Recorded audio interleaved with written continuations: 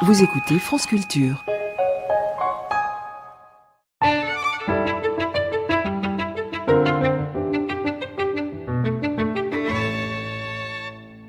Comment ça va, Simone? Oh, moi, bien. Mais toi, t'as des petits yeux. Je suppose que tu as encore réfléchi pour nous. Oui, c'est vrai, j'ai réfléchi.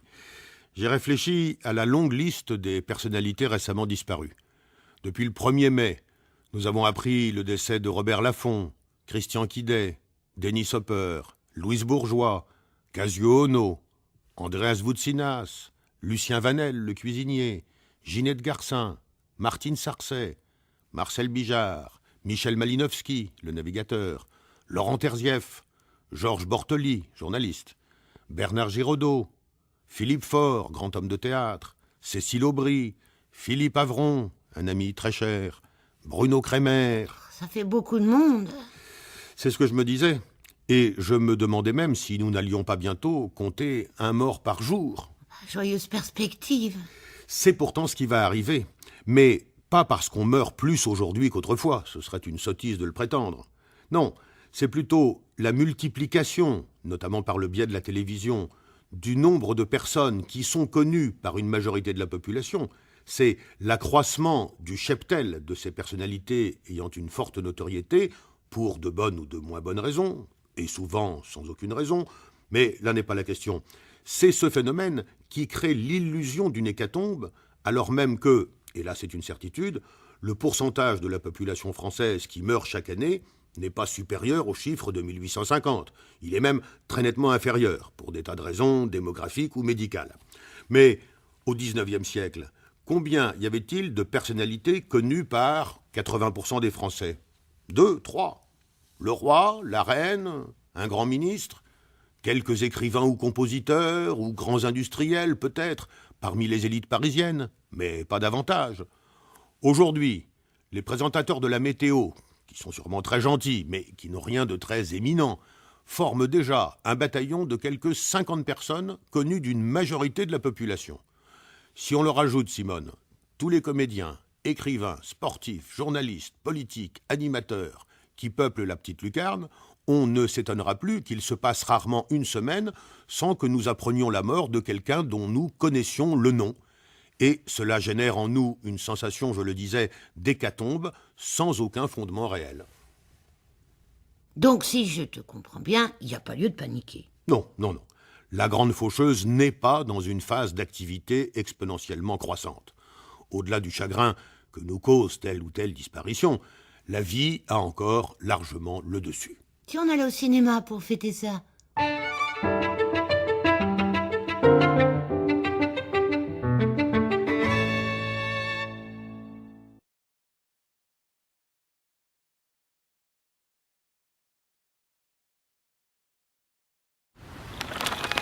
Vous écoutez France Culture.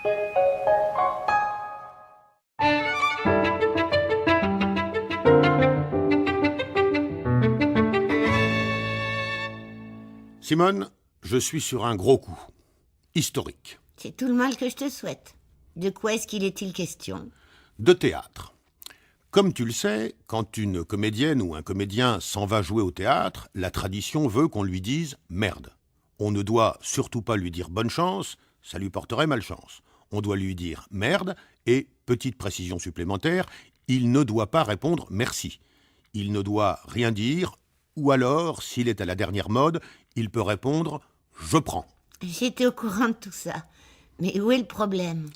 Le problème, c'est que je ne trouve pas ça bien joli ni bien élégant, ce « merde ». Je n'arrive pas à le détacher dans mon esprit du juron, du mot de Cambronne. Je ne me fais pas à l'idée de dire « merde » à quelqu'un pour lui souhaiter du bien. Ça choque ma bonne éducation. Qu'est-ce que tu proposes? Nous y voilà. Tu connais l'origine de ce « merde ». Il date de l'époque où le public allait au théâtre, majoritairement en fiacre, tiré par des chevaux. L'abondance du crottin devant le théâtre indiquait que le public était venu nombreux. Pour souhaiter à un acteur un succès d'affluence, on lui souhaitait donc beaucoup de crottins, autrement dit de merde. Seulement voilà, on ne va plus au théâtre en fiacre. Si l'on devait moderniser le rituel, il faudrait se souhaiter beaucoup de tickets de métro usagés, par exemple. Mais ça ne marcherait que dans les villes équipées d'un métro. On pourrait aussi se souhaiter mégots. Car même si tous les spectateurs ne sont pas fumeurs, plus on trouvera de mégots devant l'entrée du théâtre, plus il y aura de spectateurs à l'intérieur. Ah, c'est pas mal, ça. Mégot. Ouais, ça ne me satisfait pas entièrement, car, après tout, ce que j'ai le plus envie de souhaiter à une comédienne ou à un comédien, ce n'est pas tant une quantité de spectateurs, un succès économique, un record d'audience, qui ne prouve rien, qui aurait même plutôt tendance à me faire soupçonner une certaine médiocrité de la pièce. Non, ce que je souhaite aux comédiens que j'aime, c'est plutôt de prendre du plaisir. Et si le public est au rendez-vous, ce sera par surcroît. J'ai envie de dire aux actrices et aux acteurs, prenez beaucoup de plaisir. C'est un peu long comme formule. Justement, j'en arrive à mon idée historique. Qu'est-ce qui nous donne une indication du plaisir pris par un individu ? C'est la dopamine qu'il va sécréter. La dopamine, c'est la molécule du plaisir. On se souhaiterait donc dopamine. Et, comme ça fait un peu pharmaceutique, on adoucirait la formule en souhaitant dop-dop. Ah, je prends. C'est gentil. On fera le point dans une 50aine d'années, si tu le veux bien, et si à ce moment-là, ma suggestion a pris racine, si aux abords des théâtres, on se dit, avec un sourire entendu, dop-dop, alors mon nom entrera dans l'histoire. Eh bien, bonne chance. Ah, pardon. Dop-dop.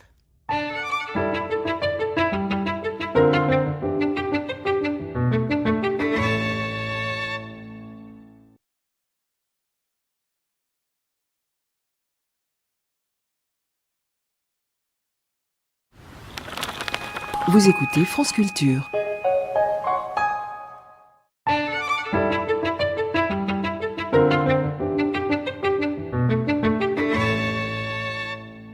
Simone, j'ai écrit au président de la République. Rien que ça. Ah oui, je sais, j'y suis sans doute allé un peu fort, mais je n'y tenais plus, le problème est trop grave. Et de quel problème s'agit-il ? Des embouteillages, Simone. Chaque jour ouvrable, dans les grandes agglomérations de ce pays, des millions de gens perdent avec une désolante régularité des millions de minutes dans les embouteillages. Certes, l'essentiel de cette perte de temps est dû à la densité de la circulation, au nombre des voitures qui circulent. Et ça, c'est un problème de société qui ne peut être résolu qu'avec une volonté politique très ferme. Je n'ai pas beaucoup d'espoir à court terme. Moi non plus, pour tout te dire. Nous sommes d'accord. Mais il y a, Simone, une part de cette tragique perte de temps pour laquelle il existe un levier, si j'ose ainsi m'exprimer. Je parle là du temps perdu à cause d'un feu tricolore mal réglé. La phase feu vert est trop courte pour une partie du flot et trop longue pour le flot perpendiculaire, ou vice-versa. C'est un cas de figure très répandu. Il suffirait de régler correctement le débit du feu pour éviter la gabegie. Oui, très bien. Je suis de tout cœur avec toi. Mais comment ? En installant au carrefour problématique un dispositif de 4 caméras qui enregistre pendant 24 heures test les flux de circulation en provenance des 4 directions. Ensuite, un logiciel idoine, élaboré à partir de quelques algorithmes très simples, optimise une fois pour toutes la fréquence du feu. Un ordinateur, tu le sais bien Simone, ce n'est pas autre chose qu'une machine à calculer d'une rapidité surhumaine. Tu dis donc à l'ordinateur, compte tenu des données enregistrées par les 4 caméras, cherche à quelle fréquence du feu correspond le temps d'attente cumulé le plus court.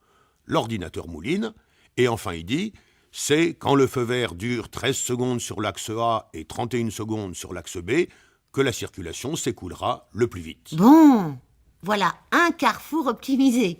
Mais ensuite ? Ensuite, on trimballe le dispositif de carrefour en carrefour.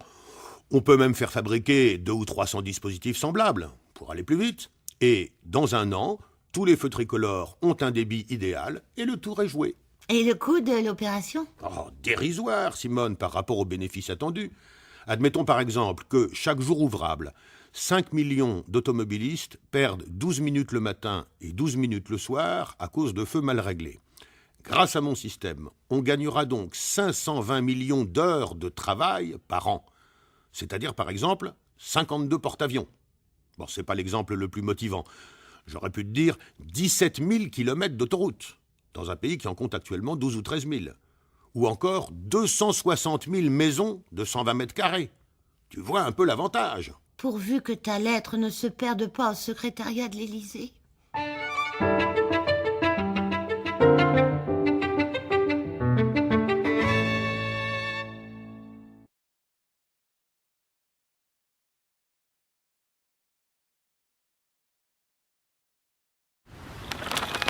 Vous écoutez France Culture.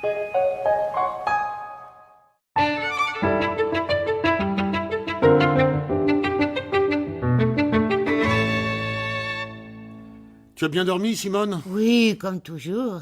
Et toi? Non, moi j'ai mal dormi, pour une fois. J'étais préoccupé.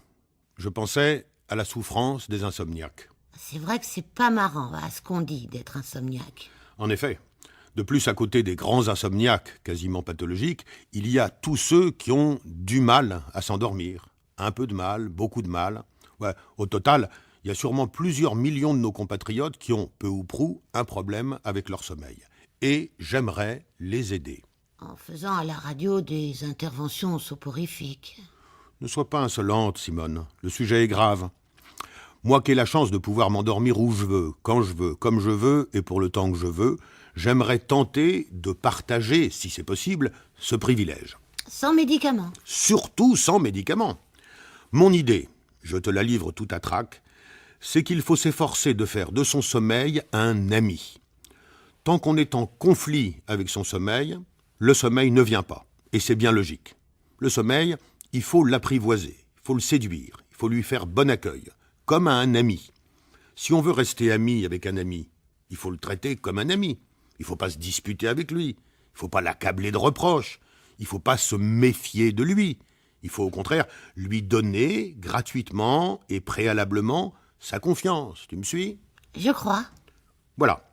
Je suggère à tous ceux qui sont en guerre, plus ou moins larvés, avec leur sommeil, de faire la paix avec lui.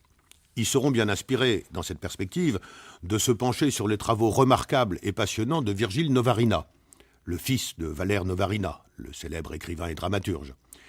Virgile Novarina nous rappelle à juste titre que le sommeil est de loin l'activité qui nous occupe le plus dans une vie.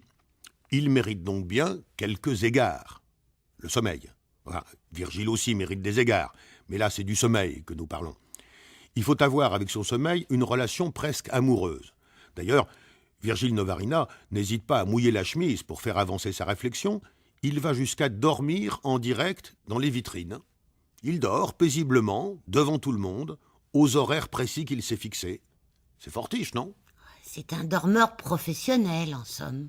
On peut le dire comme ça. En tout cas, c'est un homme qui nous aide à comprendre qu'aussi longtemps que nous pestons contre le sommeil qui ne vient pas, ce sommeil continue logiquement de se rebiffer, de se dérober à nous. Mais celui qui réussit, à force de bienveillance et de tolérance, à se réconcilier avec son propre sommeil, celui-là a de bonnes chances d'être tiré d'affaire. Simone ? Ben voilà, la preuve que ça marche.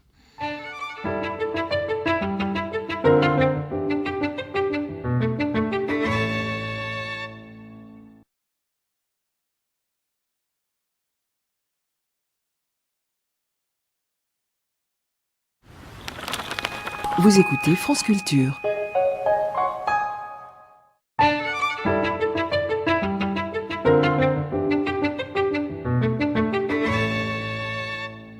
Simone, je sais bien que je te l'ai déjà dit avant-hier, mais je te le redis quand même, je suis un partisan farouche, je dis bien farouche, de la suppression définitive, je dis bien définitive. Tu dis tout bien, en somme. Voilà, suppression définitive donc, de la catégorie humour dans la programmation de tous les lieux qui accueillent des spectacles vivants.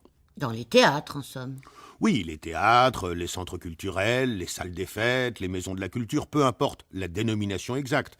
Je parle de tous ces établissements, généralement subventionnés, et c'est tant mieux qu'ils le soient, je le dis entre parenthèses, ces établissements culturels qui diffusent au cours de ce qu'on appelle une saison entre 5 et 40 spectacles suivant l'abondance des subventions. Je crois que je vois bien de quoi tu parles. Or donc, tu ne veux plus qu'on y fasse de l'humour. Au contraire, je veux qu'on en fasse autant que possible, mais qu'on cesse de nous infliger, à côté des catégories naturelles appelées danse, théâtre ou musique, cette absurde catégorie humour. L'humour n'est pas une catégorie artistique, ce n'est pas un genre, c'est un ingrédient, un trait de caractère qui peut être présent ou non dans les spectacles de tout poil. Il y a des spectacles de théâtre pleins d'humour et d'autres qui en sont dépourvus. Il y a des spectacles musicaux truffés d'humour et d'autres où règne la gravité la plus totale. Il existe des spectacles de danse. Avec humour et d'autres sans humour, je comprends bien. Mais alors que faut-il faire? Il faut supprimer, Simone, la catégorie humour et redistribuer les spectacles qu'on y fait figurer dans l'une des catégories naturelles susmentionnées. Sinon, qu'on m'explique pourquoi Molière n'est pas rangé dans la catégorie humour. Il n'y aurait pas d'humour dans Molière? Ou dans Goldoni? Ou dans Guitry? Ou dans Pirandello? Ou dans Ionesco? Inversement, pourquoi Muriel Robin, Gad Elmaleh, Florence Foresti ou Gaspard Proust, pour n'en citer que quelques-uns, ne sont-ils pas classés, aux côtés de Gogol ou de Yasmina Reza, dans la catégorie théâtre? Si on retient la catégorie humour, alors pourquoi pas une catégorie finesse ou une catégorie émotion, regroupant respectivement les spectacles où s'exprime de la finesse et ceux où affleure l'émotion, et excluant respectivement les spectacles pas fins du tout et les spectacles qui laissent le public de marbre. Allons plus loin, une catégorie bichauve, pour les spectacles comportant au moins 2 comédiens chauves, une catégorie bleue, pour les spectacles dont les costumes sont à dominante bleue, catégorie amour, pour les spectacles qui parlent d'amour, catégorie mort, pour les spectacles qui évoquent la mort, que ce soit avec humour et par un chauve habillé en bleu, ou sans finesse par un chevelu vêtu de rouge, catégorie charcuterie alsacienne, si les mots saucisse de Strasbourg figurent dans le livret. Alors naturellement, il faut au moins un spectacle de chaque catégorie pour une programmation digne de ce nom. Il faudra un spectacle de catégorie G, c'est-à-dire dont le titre commence par la lettre G. Un spectacle de catégorie 105, c'est-à-dire d'une durée de 105 minutes. Un spectacle non Robert, c'est un spectacle dans lequel aucun personnage ne s'appelle Robert. Ok, tu m'as convaincu. Je supprime la catégorie humour dans mon théâtre. Mais tu n'as pas de théâtre, Simone. C'est un problème?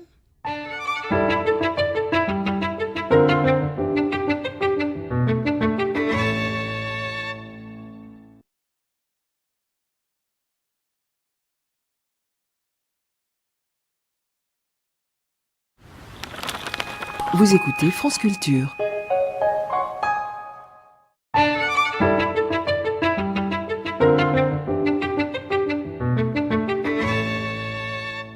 Simone, quel est ton rapport personnel à la notion de vitesse? Il est très simple. Moi, j'aime que les choses aillent à la bonne vitesse. Trop vite, c'est trop, et pas assez vite, c'est embêtant aussi. Tout est relatif. C'est là que je voulais en venir. Tout est relatif. Par exemple, un piéton qui marche à 8 km par heure, c'est plutôt rapide. La plupart d'entre nous marchent habituellement à 6 km par heure. En revanche, 8 km par heure pour une voiture, c'est un peu lent. Pour une voiture, on pensera plus volontiers à 130 km par heure, la vitesse maximum autorisée. Mais 130 km par heure pour un TGV, c'est très lent. Le TGV peut se déplacer, quand il est à fond, à la vitesse de 575 km par heure. Ce qui est en revanche un train de sénateur pour un Airbus. Un Airbus, ça vole aux alentours de 900 km par heure.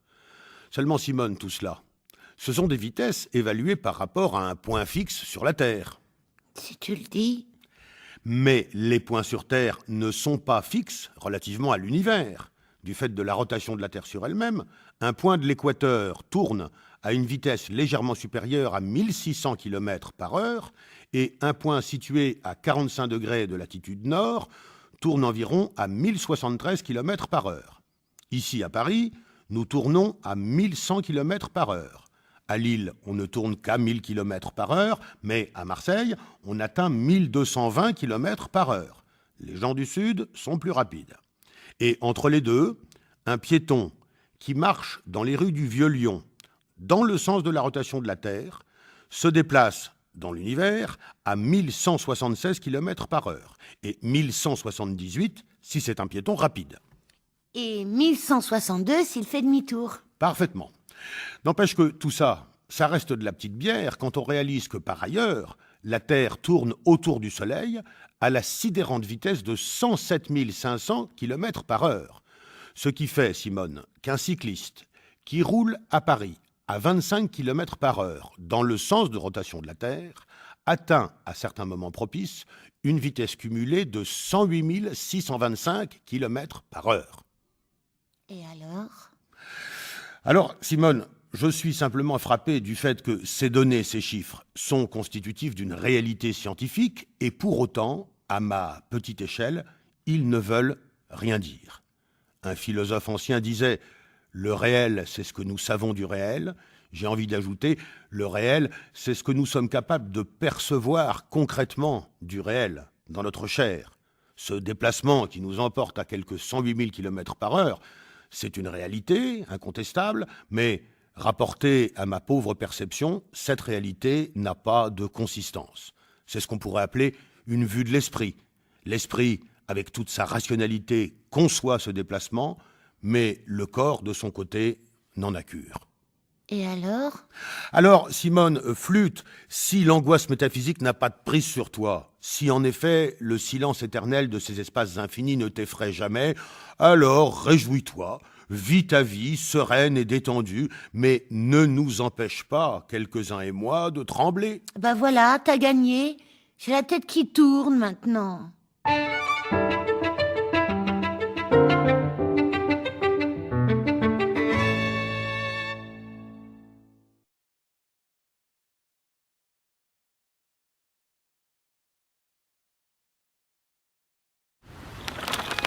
Vous écoutez France Culture.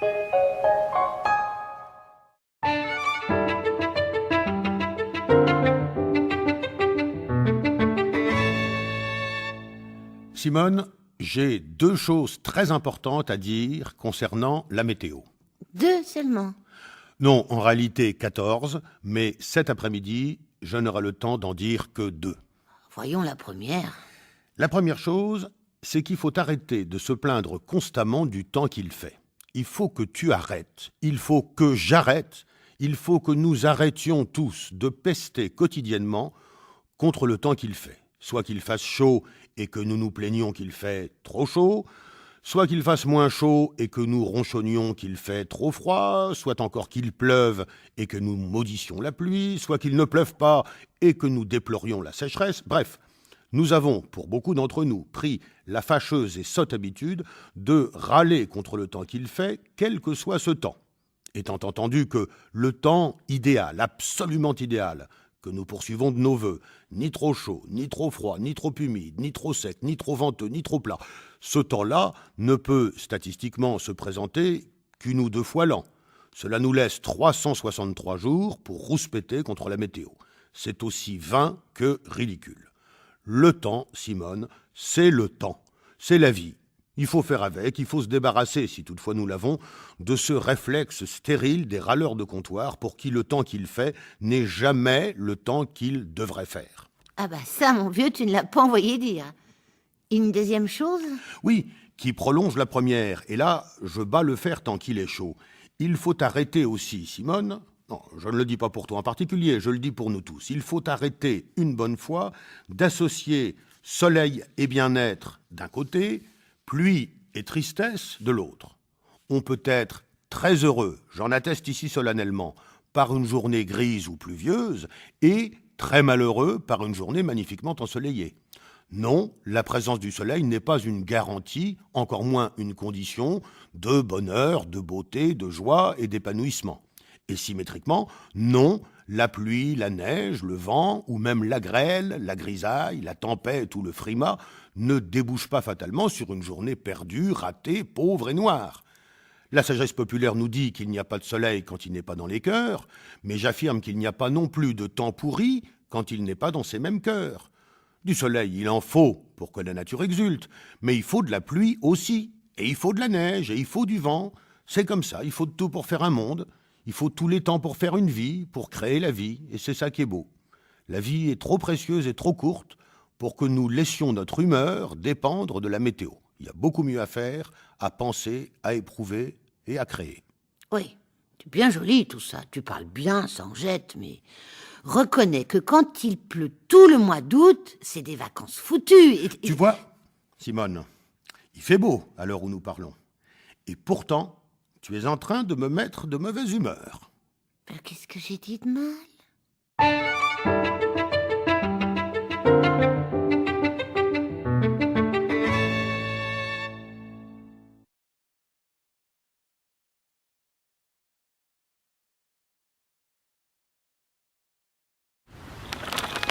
Vous écoutez France Culture.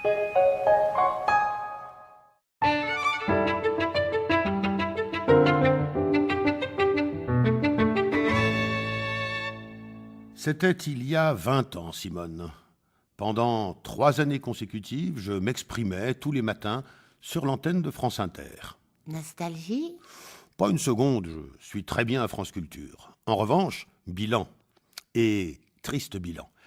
Parce qu'à l'époque, j'étais déjà très courageux et j'avais mené une campagne musclée contre les souffleuses à feuilles mortes. Ces engins épouvantables, anti-écologiques au possible, polluants sur le plan olfactif et plus encore sur le plan sonore, ces petites machines hurlantes qui se vendent entre 250 et 700 euros et qui travaillent moins bien qu'un râteau à 15 euros. Oui, j'en ai entendu parler par les anciens.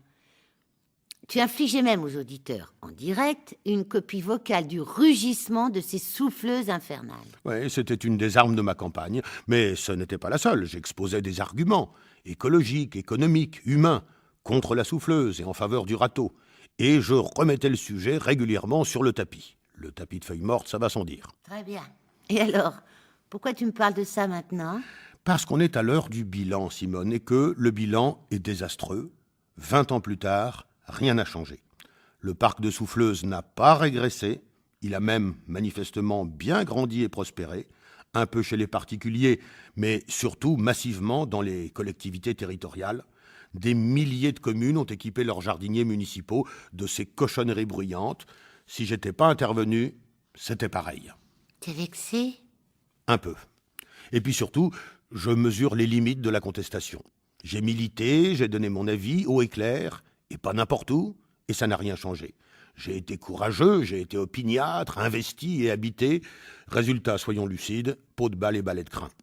C'est difficile à encaisser, tu le conçois, Simone. Je ne dis pas qu'Émile Zola, avec son J'accuse, a fait basculer le cours de l'affaire Dreyfus, mais il a incontestablement exercé une influence. Il ne s'est pas battu pour rien.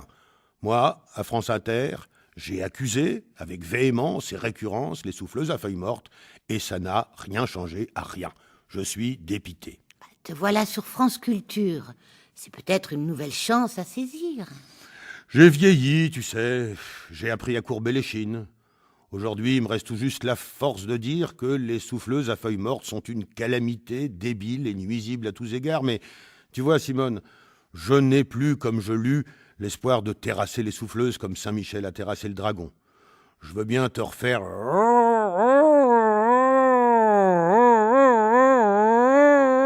Mais j'ai fort, ou plutôt faible de l'expérience, la désagréable impression de pisser dans un violon. Expression qui est elle-même un avatar grossier de la jolie formule « souffler dans un violon ». Tiens, tu vois, sur ce plan-là, aussi, tout fout le camp. Ne dramatise pas. Si ça se trouve, en t'entendant aujourd'hui, une commune de France, si ce n'est pas deux, va décider de mettre ses intempestives souffleuses au rencard et va réinvestir dans de beaux râteaux bien pimpants. C'est ça que j'aime chez vous, les jeunes. Vous avez la foi. On ne le fait pas exprès.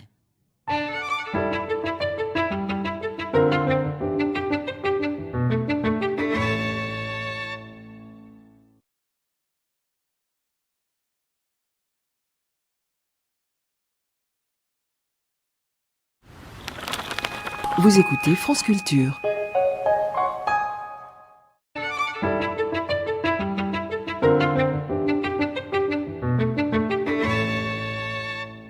Simone, I have a dream. Attends, ne me dis rien. Martin Luther King, 28 août 1963. J'ai bon? Oui, bien sûr, mais également moi aujourd'hui. I have a dream. J'ai un rêve, certes plus anecdotique sur le fond que celui du pasteur King, mais dont la réalisation n'en bouleverserait pas moins la face du monde. Ah, vas-y, dis-le ton dream. Je rêve, Simone, d'un monde sans alcool, totalement sans alcool. Je parle bien sûr de l'alcool qui se boit, de l'alcool alimentaire, si j'ose dire, de l'alcool éthylique, autrement appelé éthanol, celui que l'être humain consomme, prétendument, avec modération. Eh bien, je rêve d'un monde où ce machin-là n'existerait pas. Non pas que nous aurions, dans notre utopique sagesse, tous renoncé à en consommer, non pas davantage qu'on nous l'interdirait. Les précédentes tentatives se sont du reste soldées par des échecs retentissants. Non, Je parle d'un monde où l'alcool n'existerait tout simplement pas, où il n'aurait pas été inventé. Ça remonte à loin, l'invention de l'alcool. Fou, à la nuit des temps. Comme s'il n'y avait rien eu de plus urgent que d'inventer l'alcool. Il a fallu 10 000 ans de civilisation pour inventer les antibiotiques, mais l'alcool, ça a été beaucoup plus rapide, quoi qu'il en soit. Et puisqu'aussi bien il n'est pas interdit de rêver, de la même façon que je rêve parfois d'un monde sans voiture, je me plais aujourd'hui à rêver d'un monde sans alcool. Regarde un peu, Simone, comme l'alcool est omniprésent dans nos vies, dans nos rues, sur nos murs, sur nos paliers, dans nos oreilles, dans nos paniers, dans nos familles, dans nos bureaux, dans nos stades et dans nos hôpitaux. Et regarde surtout la somme vertigineuse de méchanceté et de violence que l'alcool génère. Vois l'étendue des catastrophes et des malheurs directement imputables à l'alcool. Violence routière, violence domestique, violence contre les femmes, contre les enfants, violence réitérée contre l'intelligence et la civilisation. Je ne sais pas comment te le dire, Simone, mais l'alcool n'est pas autre chose qu'un épouvantable fléau. Je ne dis pas que ce serait le paradis sur Terre sans l'alcool, mais je dis qu'un grand nombre d'enfers n'existeraient pas si on n'avait pas découvert ce breuvage diabolique. Mais tu en bois toi aussi de l'alcool? Oui, et même pas toujours avec modération. Je n'échappe pas à cet esclavage, même si je m'efforce, avec une certaine réussite, tu en conviendras, d'éviter les débordements les plus fâcheux. C'est bien pour ça que je te parle d'un rêve, et non d'un programme de gouvernement. Je rêve, les yeux ouverts, d'un monde d'où seraient absentes toutes les misères liées à la consommation excessive d'alcool. Un monde sans alcoolique, sans poivrotte et sans poivreau. Il y a longtemps déjà, le docteur Alexandre Minkowski faisait la déclaration suivante, qui prend aujourd'hui un relief tout particulier. « Au lieu de vouloir virer les 3 millions d'immigrés, disait Minkowski en meeting à Avignon, on ferait mieux de se débarrasser des 5 millions d'alcooliques et des 2 millions d'hommes qui battent leurs femmes en France. » C'est un peu le même rêve. Je te sers une orangeade?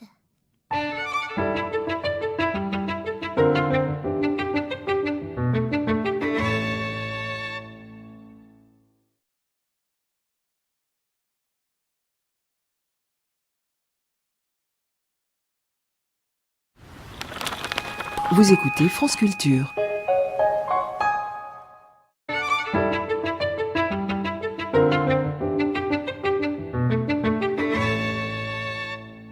Simone, quelle est la capitale de l'Italie?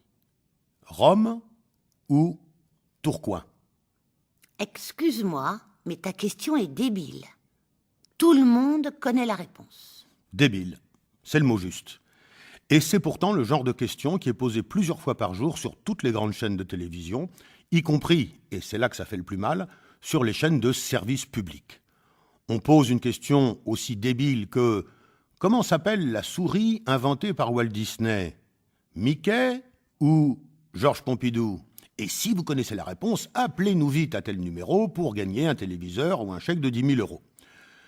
Je ne suis pas un spécialiste, mais j'ai cru comprendre que la loi interdit aux chaînes de télévision d'inviter les téléspectateurs à ces appels téléphoniques copieusement surtaxés s'il n'y a pas un jeu à la clé. Sinon, l'arnaque est trop simple. J'offre un chèque de 5 000 € à un appelant qui sera tiré au sort, j'obtiens 60 000 appels surtaxés qui me font gagner, mettons, 15 000 €, et je fais, grâce à la crédulité des masses, un bénéfice injustifié de 10 000 €. C'est quasiment de l'enrichissement sans cause. Parfaitement. Par conséquent, dans le but de combattre ces procédés plus que douteux, la loi stipule que le gain proposé doit être impérativement l'objet d'un jeu. Et comme la loi est cette vieille chose sur laquelle un très grand nombre de commerçants ont pris l'habitude de s'asseoir avec cynisme et désinvolture, la télévision propose désormais des questions-jeux aussi débiles que celles que je citais tout à l'heure. Il me semble bien avoir entendu sur TF1, pendant la finale de la dernière Coupe du Monde de football, une question du genre « Quelle équipe a gagné la demi-finale opposant les Pays-Bas à l'Uruguay? Les Pays-Bas ou l'Uruguay ?» Question sordidement triviale, puisque je suis en train de regarder la finale Espagne-Pays-Bas. Qu'à cela ne tienne, si vous connaissez la réponse, appelez-nous vite au numéro qui s'affiche sur votre écran. Il y a un chèque de 5 000 € à gagner. C'est un vulgaire tirage au sort déguisé en jeu. Rien de très étonnant de la part de TF1. C'est vrai, on ne se fait plus guère d'illusions sur les scrupules déontologiques des chaînes privées. Mais c'est pourquoi je te disais tout à l'heure que le service public n'échappe pas à la règle. J'ai entendu le certainement très honorable Patrick Sabatier sur France 2 nous proposer sans rire le jeu suivant. Bon, pardon si je ne reproduis pas rigoureusement les termes de la question, mais l'esprit est là. Quel est le rongeur muni de grandes dents et d'une large queue plate qui construit des barrages sur les rivières? Est-ce le castor ou la perruche? Si vous connaissez la réponse, appelez-nous très vite, etc., etc. Et la manœuvre est reproduite 20 fois par jour. C'est une violation éhontée, non pas sans doute de la loi proprement dite, mais à coup sûr de l'esprit de la loi, et personne ne dit rien. Et qu'est-ce que tu voudrais dire? Dire mon indignation au moins, comme je suis en train de le faire. Dire qu'il ne faudra pas pousser des cris de vierge effarouchés devant la délinquance ordinaire, dès lors que la télévision publique donne sans vergogne l'exemple quotidien d'un contournement insolent de la loi supposée s'imposer à tous. À propos, Simone, puisque tu es joueuse, comment s'orthographie le mot cynisme? C-Y-N-I-S-M-E ou bien K-L-J-G-F-M-R-A-Z-V-X-T? Ah, faut que je réfléchisse. Il y a combien à gagner?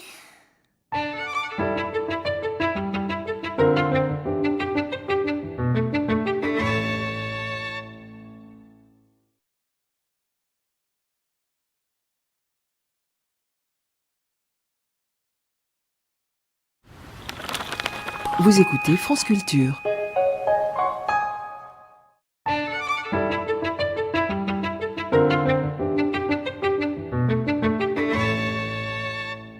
Simone, j'ai 2 choses très importantes à dire concernant la météo. 2 seulement. Non, en réalité 14, mais cet après-midi, je n'aurai le temps d'en dire que 2. Voyons la première. La première chose, c'est qu'il faut arrêter de se plaindre constamment du temps qu'il fait. Il faut que tu arrêtes, il faut que j'arrête, il faut que nous arrêtions tous de pester quotidiennement contre le temps qu'il fait. Soit qu'il fasse chaud et que nous nous plaignions qu'il fait trop chaud, soit qu'il fasse moins chaud et que nous ronchonnions qu'il fait trop froid, soit encore qu'il pleuve et que nous maudissions la pluie, soit qu'il ne pleuve pas et que nous déplorions la sécheresse. Bref, nous avons, pour beaucoup d'entre nous, pris la fâcheuse et sotte habitude de râler contre le temps qu'il fait, quel que soit ce temps.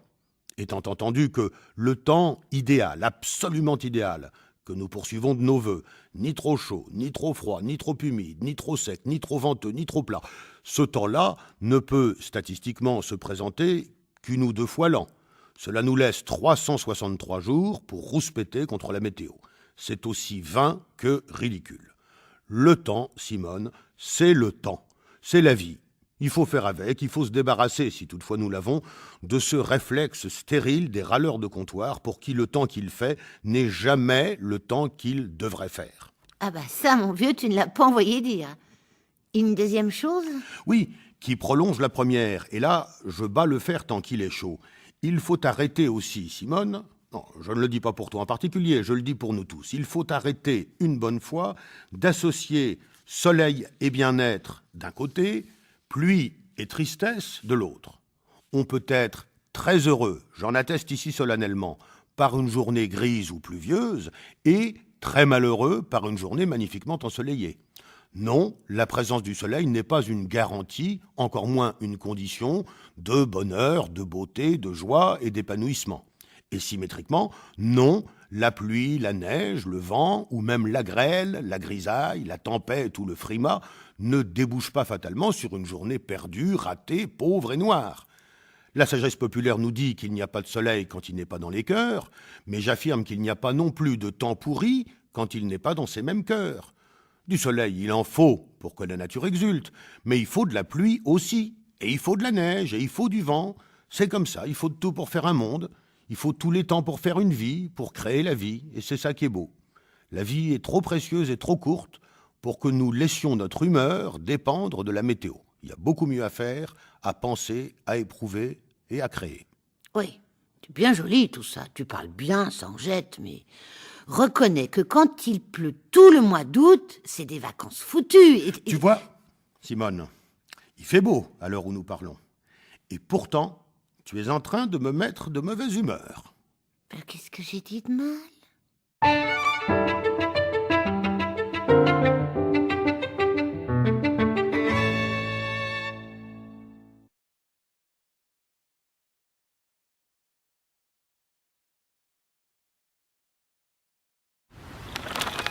Vous écoutez France Culture.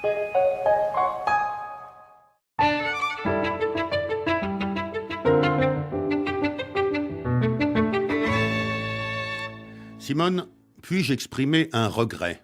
Est-ce que tu comptes en exprimer d'autres cette semaine? Non, a priori ce sera le seul. Alors tu peux. Je regrette, Simone, alors même qu'elles n'ont pas encore totalement disparu, je regrette les plaques minéralogiques d'antan, d'avant le 15 avril 2009. Les bonnes vieilles plaques qui comportaient un bloc d'1 à 4 chiffres, puis un bloc de 1 à 3 lettres, enfin et surtout, un bloc de 2 chiffres indiquant le département d'origine.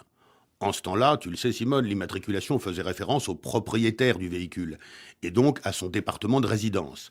Et c'est ça que j'aimais bien. Sur la route des vacances, on se disait, tiens, voilà un 59 qui rentre dans le Nord. Tiens, 29 des Bretons. Et là, le vieux, c'est un Jurassien, il vient du 39. Au camping, on disait « Tiens, c'est des 54 comme nous, si on allait leur dire bonjour ». Parfaitement. Et tout ça est en train de disparaître. Dans le nouveau système, chaque véhicule possède un numéro à vie, un numéro fait de 2 lettres, puis 3 chiffres, puis 2 lettres. Il y a bien un identifiant territorial obligatoire, constitué d'un emblème régional surmontant un numéro de département inclus dans la région en question, mais ce numéro de département est au libre choix du propriétaire.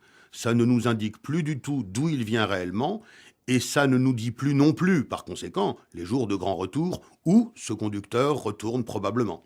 Au camping, tu abordes un 19 pour parler de la Corrèze, et finalement non, ce sont des Dunkerquois qui ont choisi 19 parce que c'était l'année de naissance du grand-père. Tout fout le camp. Les anciennes plaques nous racontaient la France, terre de contraste. Elle chantait les terroirs, on voyageait dans sa tête en lisant sur la plaque d'un autre le numéro du Calvados, des Landes, des Hautes-Alpes, du Gers, des Ardennes, des Vosges. Au lieu de quoi, les plaques d'aujourd'hui nous proposent une suite inintelligible de caractères anonymes. Mais le nouveau système permet davantage de combinaisons. Non, au contraire, il en permet environ 5 fois moins. L'excuse n'est pas valable. Ce n'est pas un souci pour autant, puisque le nouveau système autorise 277 977 744 plaques différentes. Je ne rentre pas dans le détail du calcul, mais tu sais que, traditionnellement, on n'utilise pas les lettres I, O et U du fait de leur ressemblance avec le 1, le 0 et le V, et que par ailleurs on exclut les séries SS et WW du bloc de gauche et la série SS du bloc de droite. Avant 2009, certains départements excluaient aussi, selon leur bon vouloir et leur goût, les séries PD, PQ, QQ ou WC, et même, en Haute-Garonne, la série AZF, pour des raisons bien compréhensibles. Bref, avec le nouveau système, la France peut compter jusqu'à près de 278 millions de véhicules immatriculés. Ça laisse le temps de voir venir. Mais en attendant, fini les belles promenades de l'imaginaire en croisant des 66, des 23, des 74, des 21, La Côte d'Or. des 63, des 01, des 22, des 2A ou des 2B. Maintenant, il nous reste la marque de la bagnole et les autocollants à la noix de coco, femme au volant, just married, bébé à bord. Je regrette. Ça ira mieux demain. J'espère.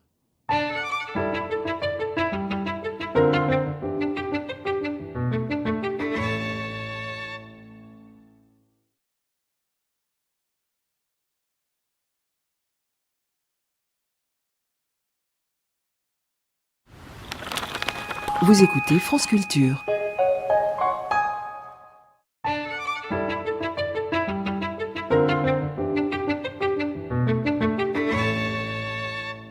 Simone, il y a très longtemps déjà, la lecture du très sage Jean Kelevitch avait achevé de me convaincre de ceci, que si d'aventure l'occasion m'était donnée d'exprimer quotidiennement mon point de vue, il me serait rigoureusement impossible de faire en sorte que ce point de vue soit quotidiennement pleinement digne d'être exprimé.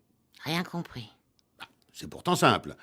Avoir quelque chose d'intéressant à dire une fois de temps en temps, c'est à la portée de presque tous.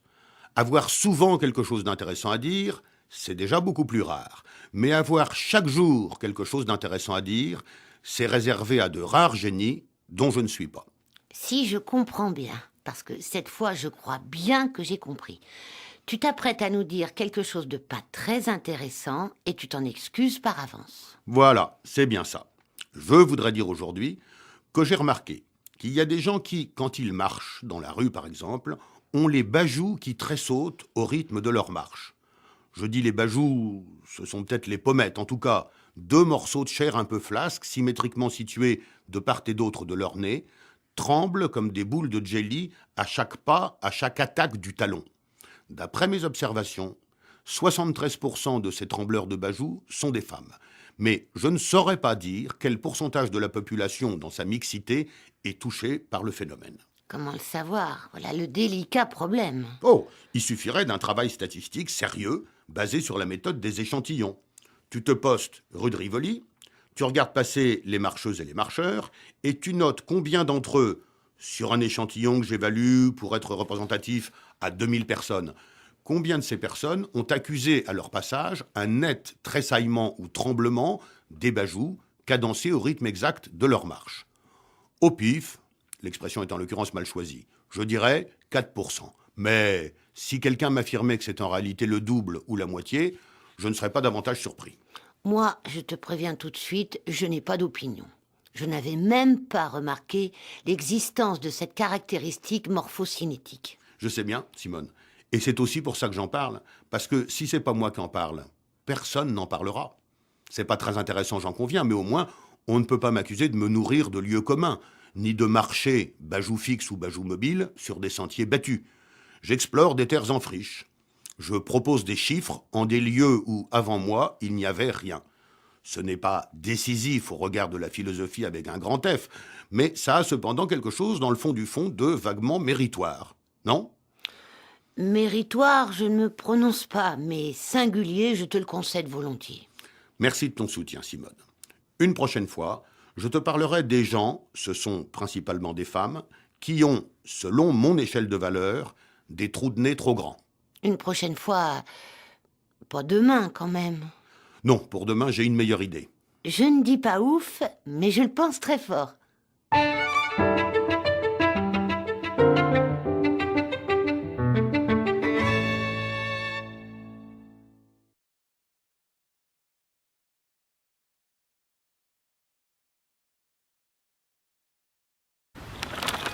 Vous écoutez France Culture.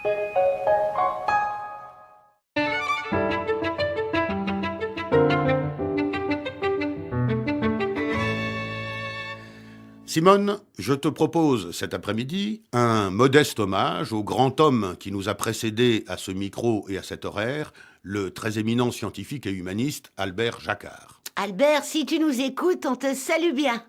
Bon, c'est pas un peu familier, Simone, cette façon d'apostropher le philosophe ? C'était un cri du cœur. Alors c'est pardonné. Albert Jacquard a écrit quelque part « Manifester son bonheur est un devoir, être ouvertement heureux donne aux autres la preuve que le bonheur est possible. » C'est une belle parole, et une parole, l'air de rien, très courageuse. En effet, l'opinion commune prétend volontiers, à contrario, qu'il est obscène d'afficher son bonheur, qu'il est impudique de dire qu'on va bien dans un monde où tant de gens vont mal. C'est une évidence trompeuse, et Jacquard ne s'y est pas laissé prendre. Il a affirmé, avec raison, qu'on fait plus de bien à autrui en confirmant qu'il existe, si toutefois on l'a soi-même trouvé, une porte ouvrant sur une espèce plausible de bonheur, qu'en ronchonnant et en dissimulant la providentielle parcelle de bonheur qu'on aurait eu la chance et la malice de découvrir. Lorsque quelqu'un ne fait pas mystère de son bonheur, il ne se rend nullement coupable d'arrogance ou de provocation. Il communique à bon entendeur que le bonheur est chose possible. Bref, je ne vais pas passer mon temps à paraphraser Jacquard inutilement. Il a fort bien dit ce qu'il voulait dire, et je n'ai, dans un premier temps, qu'un commentaire à faire. Bravo, bien dit. Et dans un second temps? Dans un second temps, Simone, j'aimerais tenter d'ajouter une briquette à l'édifice, en disant ceci: exprimer ses angoisses, angoisse de mort, angoisse métaphysique, angoisse en tout genre, est également un devoir d'honnête homme. Avouer qu'on est profondément angoissé et montrer qu'on se tient cependant debout donne aux autres la preuve qu'il est possible de dominer l'angoisse, d'en apprivoiser une partie conséquente, de s'accommoder de sa présence, de vivre, malgré l'angoisse, une vie qui vaille la peine. Il me semble, et je rappelle avant de le dire que je ne suis nullement qualifié pour en parler, il me semble que beaucoup de nos contemporains qui sont accablés par l'angoisse, que les angoisses terrassent littéralement, seront bien soulagés d'apprendre que d'autres ont éprouvé ou éprouvent des angoisses d'intensité comparable et ont cependant trouvé un chemin pour vivre avec, dignement et parfois sereinement. C'est ton cas? Oh, ta question est très directe, Simone. Je sais. Bon, ma réponse ne le sera pas moins. Oui, en quelque sorte, c'est mon cas. J'ai passé beaucoup de temps à être ravagé, anéanti, paralysé par l'angoisse, et ce cauchemar est désormais globalement derrière moi. Je suis, modestement, prudemment, mais résolument, en position de dire qu'il y a une vie après l'angoisse, ou malgré, ou avec l'angoisse. Et si cet aveu redonne le moral, rend l'espoir à un seul ou une seule de ceux qui nous écoutent, alors j'aurai la sensation d'avoir rendu à Jacquard un tout petit bout de l'hommage qu'il mérite. Ainsi soit-il.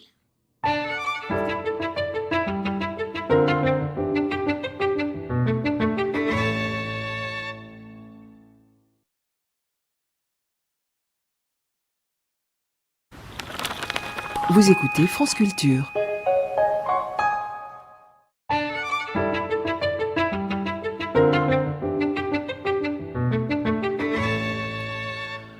Tu es comme moi, Simone, n'est-ce pas? Toi aussi, tu épies les conversations des gens, dans le métro, au café, au restaurant, dans les lieux publics où les gens se parlent. C'est vrai. J'aime bien espionner. Je suis curieuse et indiscrète de nature. Tout comme moi.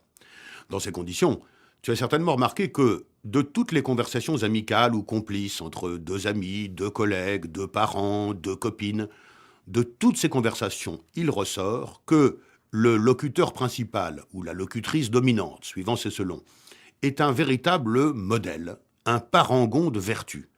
Il ou elle s'est conduit avec courage, franchise, honnêteté. Il ou elle ne s'est pas laissé marcher sur les pieds. Il a bien rabattu son caquet à son chef. Il a toujours bien fait son boulot, contrairement aux autres. Et puis, il s'est pas laissé impressionner. Il s'est comporté avec grandeur et dignité. En somme, il a eu tout bon, toujours. Il a tout bien fait de bout en bout. Il est irréprochable sur toute la ligne. Il a triomphé bravement de la connerie, de l'impéritie et de la méchanceté. Voilà ce qu'on entend, toujours. Et l'interlocuteur ou trice ne peut généralement qu'approuver, qu'applaudir le courage, l'héroïsme et la droiture, en un mot comme en trois, la perfection incarnée qui lui fait face. C'est vrai que j'en ai entendu des caïds, des cadors, des costauds. Mais qu'est-ce qui t'étonne? Je me pose, Simone, cette question toute simple. Où sont les autres? Ceux dont il est question dans ces logorées autosatisfaites. Je ne les entends jamais, curieusement, ces autres. Ceux qui ont cédé lâchement, ceux qui n'ont pas osé dire, ceux qui se sont fait clouer le bec, ceux qui ont magouillé, ceux qui n'ont pas bien fait leur boulot, qui ont péché par paresse, par mesquinerie, par intérêt. Où sont-ils? Pourquoi ne les entend-on jamais? Ceux qui se sont écrasés mollement, ceux qui étaient dans leur tort, ceux qui se sont mal tenus, qui se sont rendus coupables de mauvais traitements ou de bassesse, ceux qui se sont dégonflés devant la loi du plus fort. Je ne les entends jamais. Où sont-ils? Les méchants et les mauvais doivent bien exister quelque part, puisqu'ils peuplent les récits de ceux qui, à portée de nos oreilles, s'affirment purs et bons.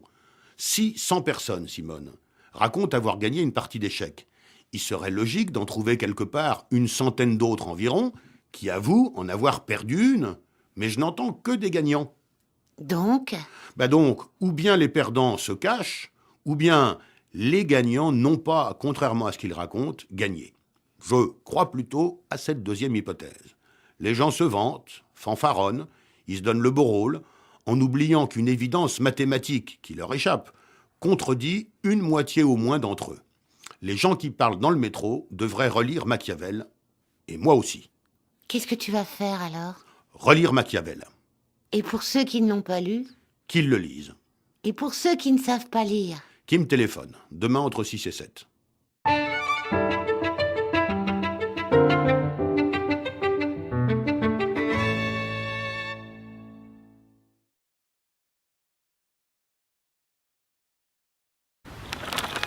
Vous écoutez France Culture.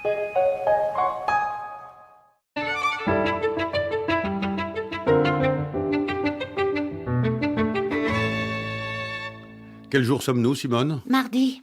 Mardi, c'est bien ça. Ce matin, il fallait que j'amène ma voiture au garage pour faire réparer le radar et le phare de recul. C'est déjà difficile d'avoir à reculer, mais si en plus on n'y voit rien... D'où la nécessité d'une réparation. Voilà. J'ai d'abord perdu 50 minutes dans les embouteillages. C'est très banal, je crois. Au garage, j'ai fait le poireau devant le comptoir d'accueil pendant de longues minutes, le temps que l'employé termine une tâche manifestement trop compliquée pour lui, mais qu'il aurait tout aussi bien pu différer pour m'éviter de poireauter. Longtemps après, cet homme a rempli ma fiche. Avant l'informatique, il aurait juste pris ma carte grise. À présent, il doit renseigner sur son ordinateur 5 fenêtres de détails et mentions diverses. Ça prend beaucoup de temps, surtout pour quelqu'un qui ne sait pas taper à la machine. Pourquoi a-t-il obtenu le job? Mystère? Mystère. Dans la foulée, je dois passer au laboratoire d'analyse. Comme presque toujours en France, la file d'attente n'est pas organisée.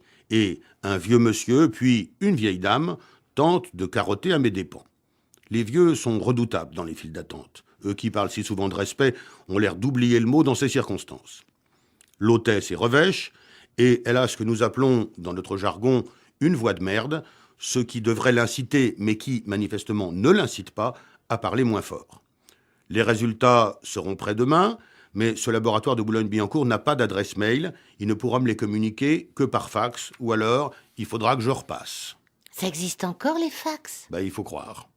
Je marche sous la pluie, il y a du bruit, ça sent mauvais, les gens ne sont pas souriants. Je décide pour me venger de prendre un petit déjeuner sur une terrasse abritée. Un chocolat et une tartine. Le serveur me précise qu'une tartine, c'est 2 petits bouts de baguette dont il m'indique la taille entre ses doigts. 10 cm. Alors, 2 tartines. Il me dit, je vous mets une confiture maison? Allez, pourquoi pas? Finalement, Simone, les tartines font 20 cm de long. C'est du gâchis, je ne mangerai pas tout ça. C'est bête. Oui, c'est bête. La note est illisible, parce que la machine a un problème d'encre. Le serveur me détaille donc le compte, ce qui me permet d'apprendre que la confiture maison est facturée 60 centimes d'euros pour une portion de 5 grammes. De la confiture de fraises à 120 € le kilo, heureusement qu'elle est maison. Mon voisin téléphone tout le temps, il parle trop fort. C'est très banal, je crois. Un autre gars vient s'installer pour prendre un café, lui, il fume le cigare. À 9 h du matin, c'est infect. Et c'est pas mon chocolat qui fera contrepoids, il m'a été servi à peine tiède. Pain flûte. Mais qu'est-ce que tu veux me dire avec tout ça? Je veux te dire, Simone, que si certains mardis commencent dans la joie et la bonne humeur, ce n'est pas le cas de la totalité des mardis. Pas de ce mardi-ci, apparemment. C'est ça. Ce mardi, en revanche, menace de bien se terminer, grâce à toi notamment. C'est très complexe, la loi des mardis.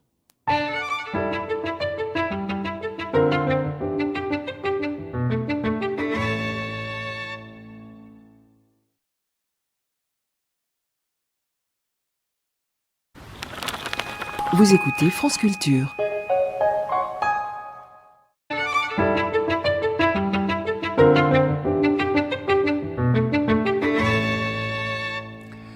Simone, tu es Simone, incontestablement. Mais tu n'es pas la seule Simone. Je sais bien. Je sais qu'il y en aura d'autres. Pas forcément tout de suite, mais il y en aura d'autres. Et je sais surtout qu'il y en a eu d'autres. Simone Signoret, actrice légendaire. Simone Veil avec un W, la philosophe. Ces deux-là sont décédés. Mais il y a aussi Simone Valère, la comédienne, et Simone Veil avec un V, la femme politique, qui sont toujours parmi nous. C'est vrai. Et puis il y a, sans vouloir offenser personne, il y a la Simone des Simones, Simone de Beauvoir, 1908-1986. Tout a été dit sur elle et je n'ai rien d'essentiel à ajouter, mais permets-moi, autre Simone, de te citer une phrase magnifique, inspirée, lumineuse de Simone de Beauvoir, une phrase qui figure, je crois bien, dans son roman Les Mandarins, prix Goncourt 1954. Simone de Beauvoir a écrit « Dans toutes les larmes s'attarde un espoir ». La chose est dite avec des mots si simples qu'on pourrait n'y prêter que peu d'attention, n'y voir qu'une formule, pire encore, un mot. Et pourtant, à mes oreilles, cette phrase pèse aussi lourd, explore aussi profond, sonne aussi fort que les plus belles pages de Proust, d'Hugo, de Flaubert, de Maupassant, de Montaigne, de Nietzsche, de La Bruyère, de Musset, de Giono, de Baudelaire ou de Valéry, pour ne citer que quelques copains très proches. Dans toutes les larmes s'attarde un espoir. Qu'est-ce que ça veut dire, au juste? Ça veut dire, Simone, que le désespoir total n'a pas de larmes, et qu'à contrario, si on se donne la peine, pour ainsi dire, de verser des larmes, c'est qu'il y a encore une petite part de nous-mêmes qui espère. C'est très réconfortant. C'est étudié pour. Et note bien, Simone, que le coup de génie est dans le choix du verbe. Essaye la même phrase avec un autre verbe. Tu verras que c'est nettement moins bien.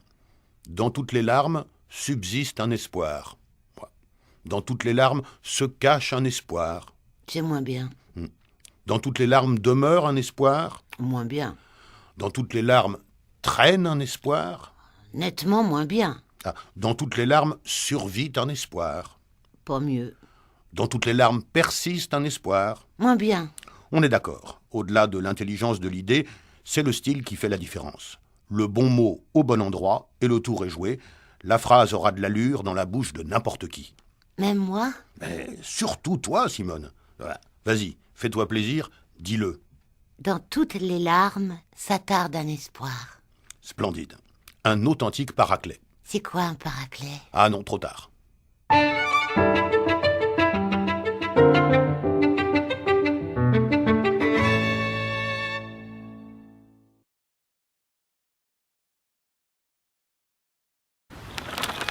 Vous écoutez France Culture.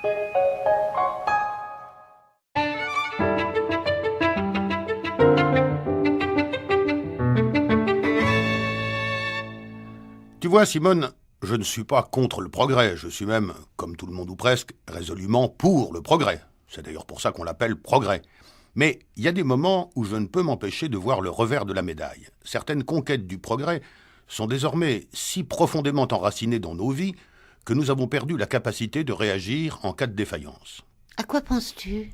Bon, en premier lieu, à un sujet grave, la mortalité infantile. Les progrès de la médecine ont fait reculer la mortalité infantile au point que la mort d'un nourrisson est devenue chez nous quasiment inimaginable.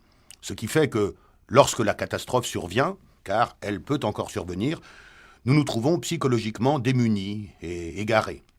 Je ne dis pas qu'on pourrait faire d'un tel drame une bonne nouvelle, mais il me semble que nos ancêtres étaient mieux préparés à ce malheur du simple fait que ce malheur était 100 fois plus fréquent.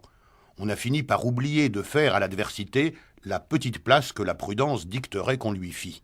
Le progrès a endormi notre méfiance. Oui, c'est en somme un effet pervers du progrès. Pour parler d'un sujet plus léger, la même observation vaut pour nos déplacements à longue distance. Les petits bijoux de technologie que sont l'avion ou le TGV nous ont donné des habitudes de luxe, des certitudes de rapidité et de ponctualité qui débouchent, au moindre grain de sable, sur des frustrations et des souffrances d'un nouveau genre auxquelles nous ne sommes plus préparés. Quand l'arrière-grand-père de ton grand-père voulait se rendre de Paris à Marseille... C'était pas son style. Bon, alors disons son frère. Il se préparait pour une véritable expédition qui lui prendrait plusieurs jours. Il prenait de la marge. Il annonçait son arrivée à 2 ou 3 jours près. Aujourd'hui, le déplacement Paris-Marseille s'effectue en 3 heures de TGV. Ce qui tient du miracle d'une certaine manière, mais ce miracle nous apparaît désormais comme une banalité. 1 heure de retard et il nous semble que le monde s'écroule. Nous sommes devenus incapables d'affronter les aléas, d'accepter le hasard et l'imprécision.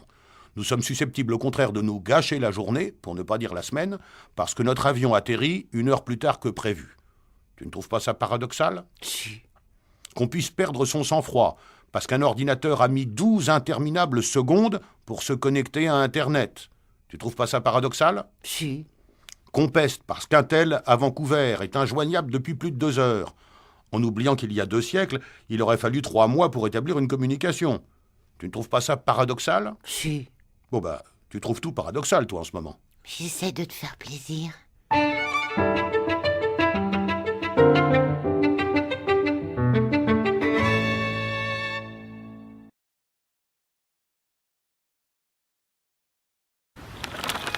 Vous écoutez France Culture.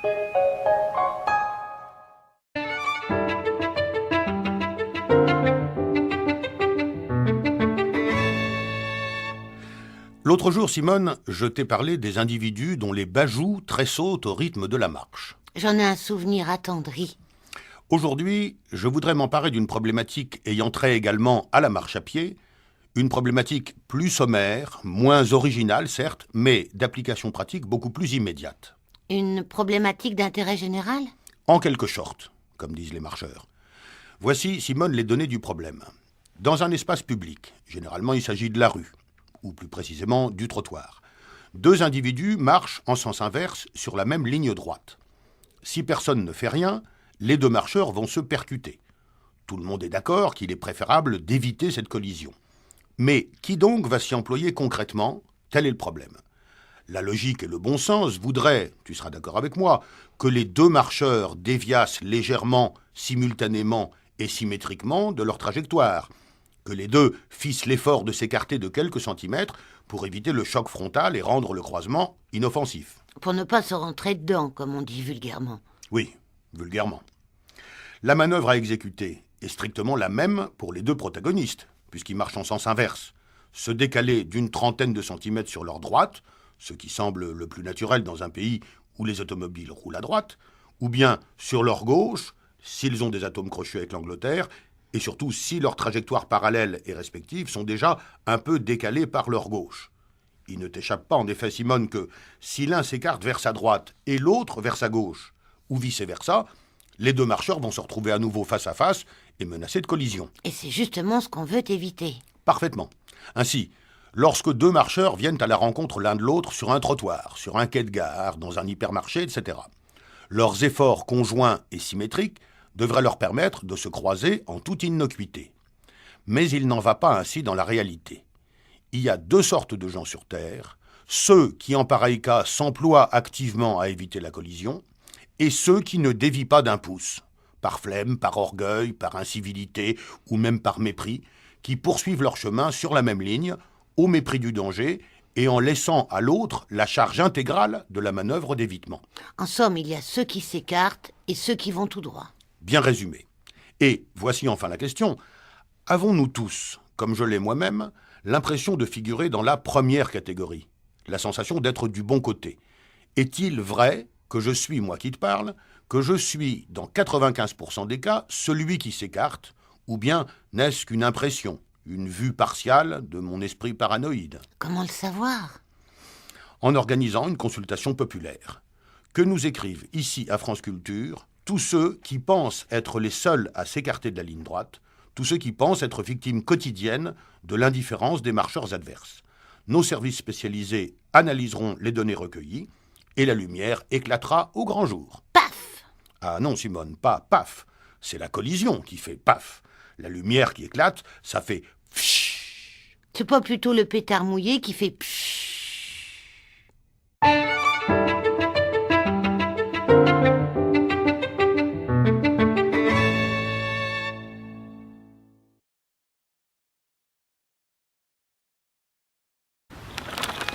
Vous écoutez France Culture.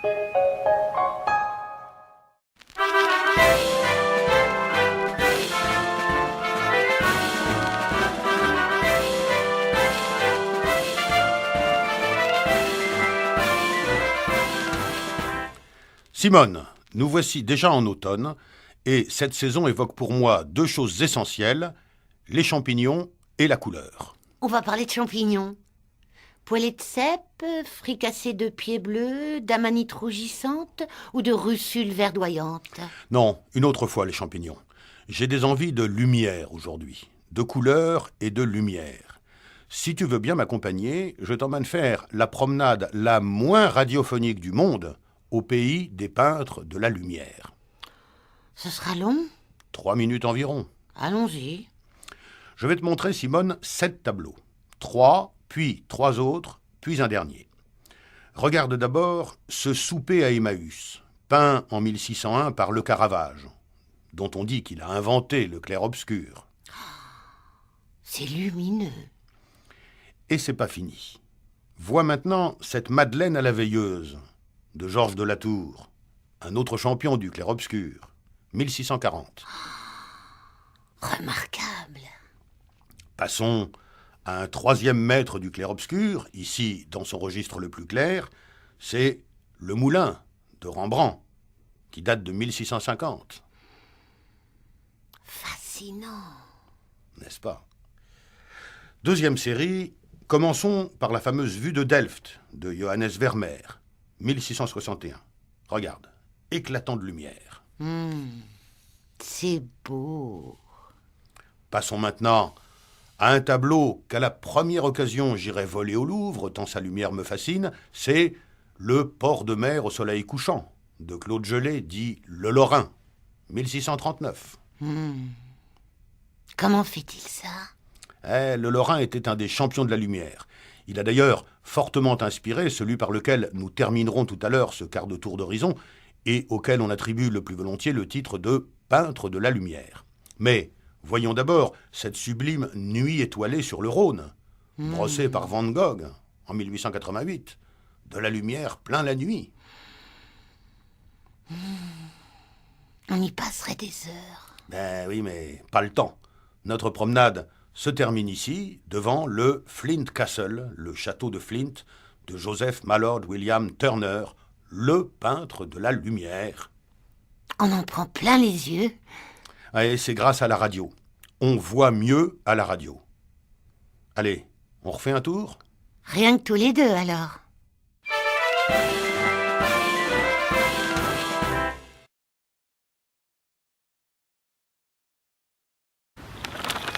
Vous écoutez France Culture.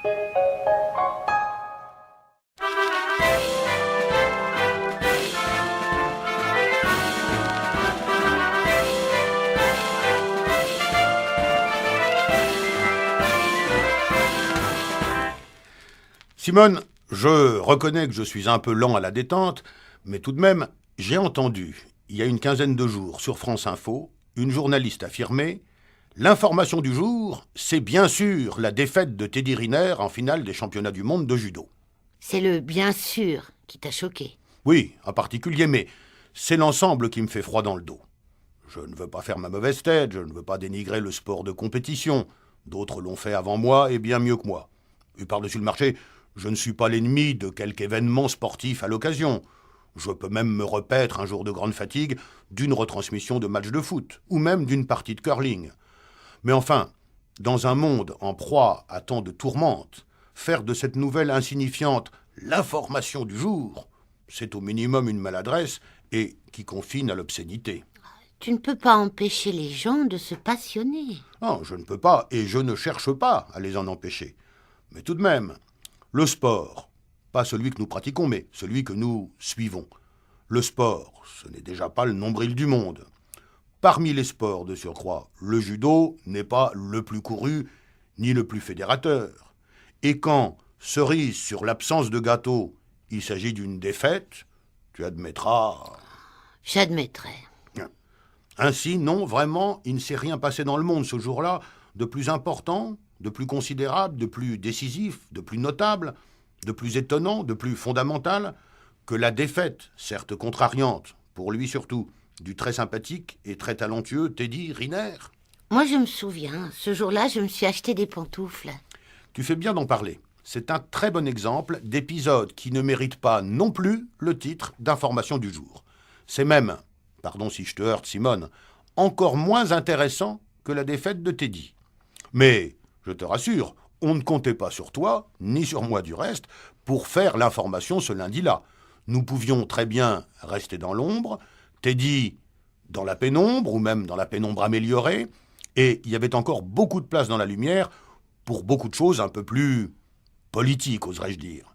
Certes, la déception de Teddy Riner était immense, mais je crois deviner qu'il y avait au même instant sur la planète un joli paquet de gens autrement plus déçus, plus malheureux, plus souffrants, et sur le sort desquels il eût été, à mon sens, plus urgent de se pencher.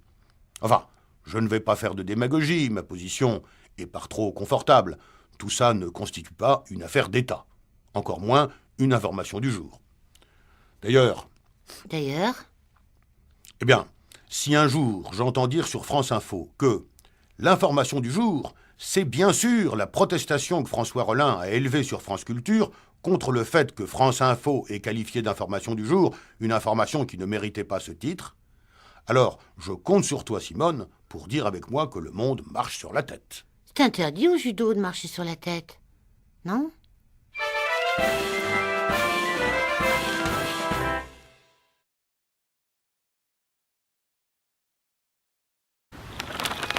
Vous écoutez France Culture.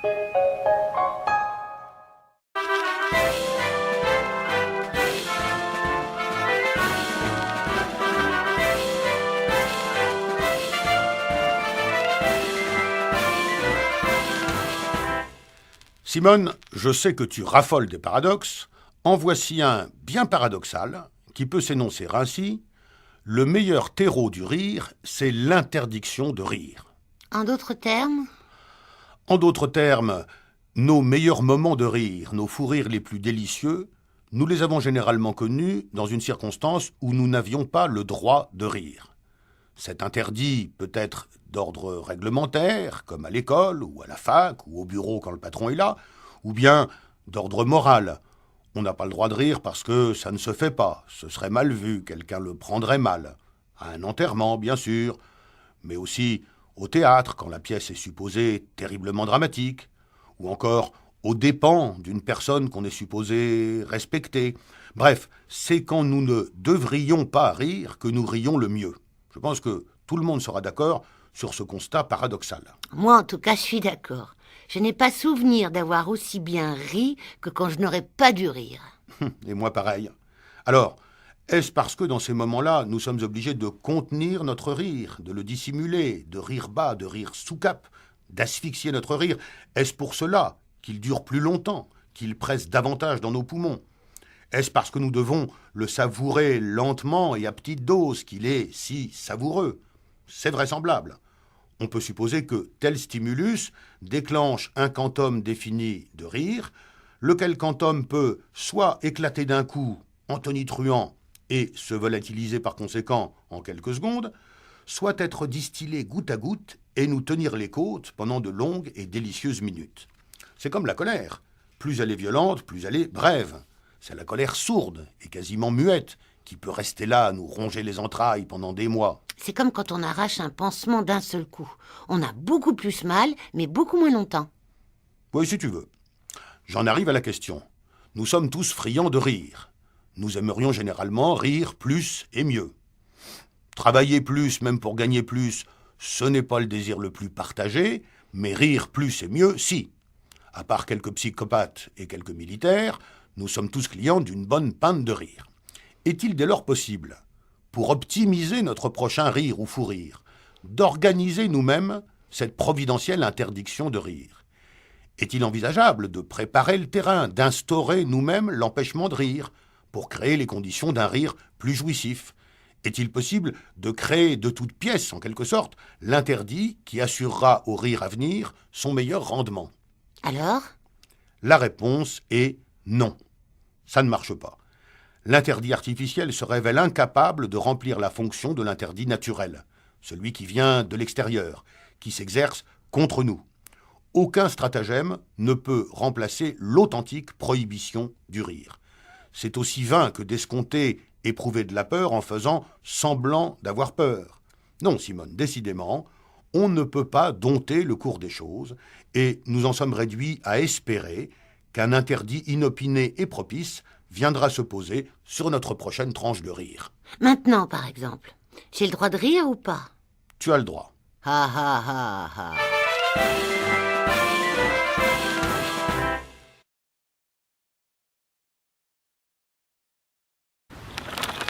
Vous écoutez France Culture.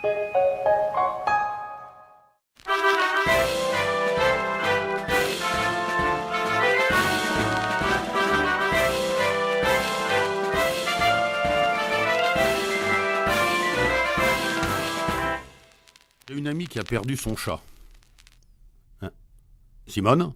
Oui. J'ai une amie qui a perdu son chat. Ah. Non mais, pas perdu comme égaré. Pas perdu comme la mère Michel, à qui il suffit d'ailleurs de crier par la fenêtre à qui le lui rendra, pour apprendre par le père Lustucru que son chat n'est pas réellement perdu. Non, non, je te parle d'un décès. Le petit chat est mort. C'est dommage, mais quoi? Nous sommes tous mortels et chacun est pour soi. Molière, l'école des femmes, acte 2, scène 5, Agnès et Arnolphe. C'est bien ça. Au passage, tu pourras peut-être me dire ce que Molière entend par « chacun est pour soi ». Oh, je pense que ça veut dire chacun son problème. Chacun s'occupe en priorité de lui-même et n'a guère le temps de s'inquiéter des autres, surtout si l'autre en question est un chat. D'accord. Tu as donc une amie dont le chat est mort. Est-ce que je peux faire quelque chose pour elle ou pour toi? Pas précisément, je voulais simplement avoir une pensée tendre et compatissante pour toutes celles et tous ceux qui ont perdu un animal de compagnie, qui en conçoivent un immense chagrin et qui n'osent pas exprimer ce chagrin. De peur qu'on leur objecte, ce n'est qu'un chien ou ce n'est qu'un chat. C'est bien ça. Bon, il n'est pas question naturellement de comparer la perte d'un animal avec la perte d'une personne humaine, mais pas question non plus d'établir un hit-parade des deuils avec l'intention fielleuse de faire honte à ceux qui pleurent la perte d'une simple bête. On a le droit d'être très affecté par la mort de son chat ou de son chien. Il n'y a rien de ridicule là-dedans, et ceux qui disent le contraire sont des cœurs secs. Tu te souviens des 4 conditions du bonheur évoquées par Edgar Poe? Non. Ah, il me semblait en avoir déjà parlé. J'adore ce raccourci. 4 conditions donc, selon Edgar Allan Poe. La vie en plein air, l'amour d'un être, le renoncement au pouvoir et la création. Tu notes qu'il parle de l'amour d'un être et non d'une personne. Donc aussi bien un chat, un chien, un oiseau. Je n'irai pas jusqu'au hamster ni jusqu'au poisson, à qui certes on peut sans doute vouer de l'amour, mais dont je ne suis pas certain qu'il puisse vous en rendre beaucoup. En revanche, dans l'univers impitoyable des sociétés modernes, nombreux sont ceux qui trouvent un réconfort précieux et même salutaire dans la relation affectueuse avec un animal justement nommé de compagnie. Et quand cet animal meurt, la sensation d'abandon, de solitude, de fracture est forcément très douloureuse. Il n'est pas incongru, dans ces cas-là, de présenter des condoléances, c'est-à-dire de partager, autant que faire se peut, et même si faire se peut, partager la douleur de l'autre. Puis-je alors présenter mes condoléances à ton ami? C'est très urbain de ta part. Mademoiselle ou madame, si vous nous écoutez, je vous présente mes sincères condoléances attristées. Et si vous ne nous écoutez pas... Oh, c'est pas grave, oui, il y aura bien quelqu'un pour les lui transmettre. C'est aussi ça, la radio.